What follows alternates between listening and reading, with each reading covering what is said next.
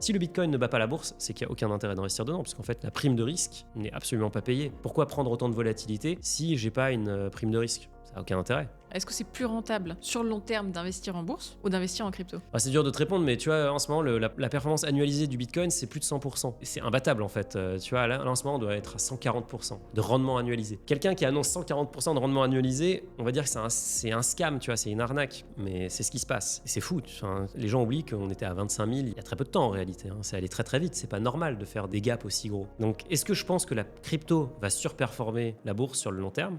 Oui, j'y alloue moins, mais je compte plus dessus. Parce que c'est vraiment pour moi, c'est un actif qui a beaucoup de potentiel, mais j'ai pas envie de m'y exposer plus que ça. En tout cas, pas plus que nécessaire. Est-ce que je pense que les rendements vont se normaliser et converger? Complètement. La bourse, historiquement, en gros, le S&P 500, la bourse américaine, les 500 plus grandes valeurs américaines, c'est 10% par an sur les 100 dernières années de rendement annualisé. Alors, il y a des années à moins 50, il y a des années à plus 50. Mais en moyenne, on est à plus 10%. Je pense que la crypto, on terminera, enfin le Bitcoin spécifiquement, la crypto au sens large, c'est très dur à dire, on terminera à quelque chose comme peut-être 20% de rendement annualisé sur le très long terme. C'est toujours 2 fois plus que la bourse, donc c'est génial, mais il y aura beaucoup plus de volatilité. Donc c'est juste une question de savoir à quel point tu es prêt à encaisser les chocs. Et donc de toute façon, le couple de base de la finance, c'est le couple risque-rendement, parce qu'il y a pas mal de gens qui en parlent. Si tu es prêt à prendre des risques, eh ben, tu auras plus de rendement.